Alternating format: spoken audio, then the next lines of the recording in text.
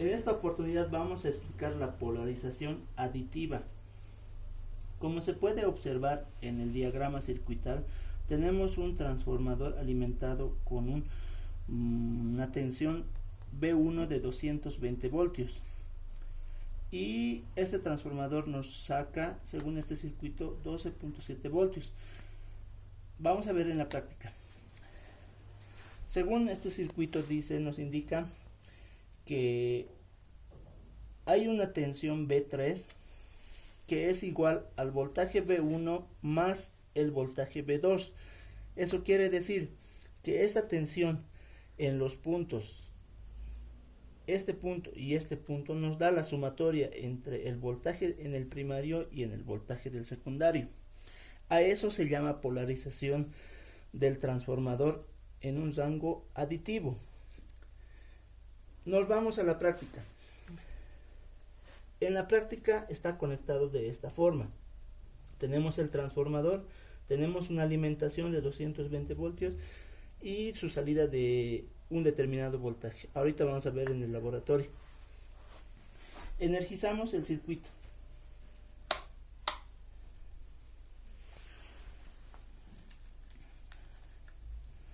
Energizamos el circuito. Nos dice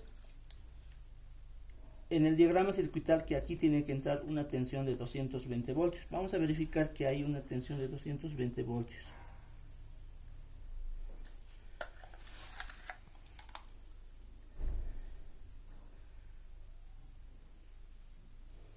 Perdón, vamos a energizar.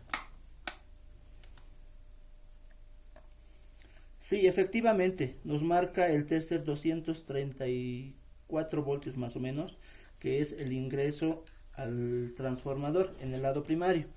Y al lado secundario nos tiene que mostrar un determinado voltaje.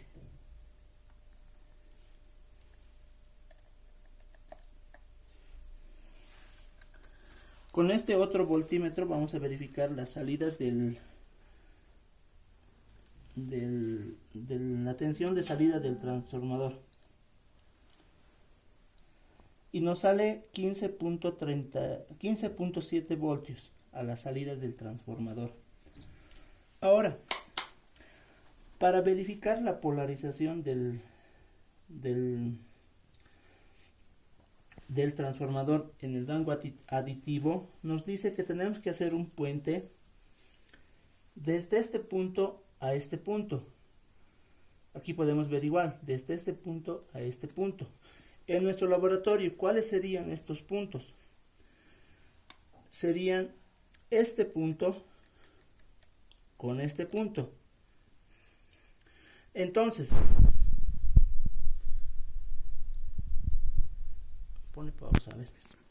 Como estábamos diciendo que en nuestro circuito dice que tenemos que hacer un puente entre este punto y este punto.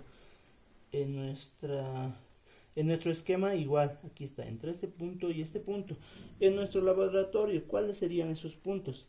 Sería este punto y este punto. Este cable grueso blanco sería el puente. Vamos a tomar las lecturas de las mediciones. Energizamos el circuito. Como podemos ver, hay una tensión de 230 voltios al ingreso del transformador, que sería V1. Aquí V1 tiene 230 voltios. V2 vamos a medir.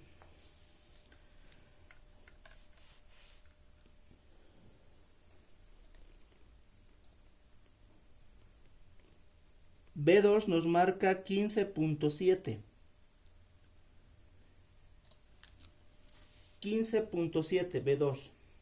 Y el V3 debería ser la sumatoria entre V1 y V2. Vamos a comprobar eso. Que en nuestro diagrama circuital dice que tenemos que medir entre este punto y este punto.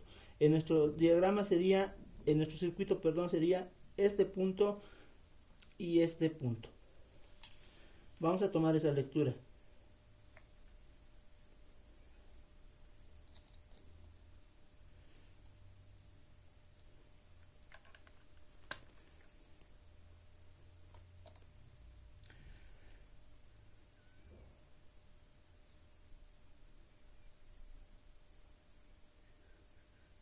Pone pausa, a ver.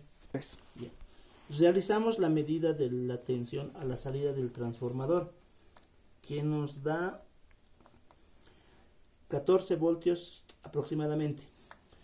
Midiendo el voltaje entre este punto y este punto para obtener el voltaje V3, vamos a tomar las medidas entre este punto y este punto.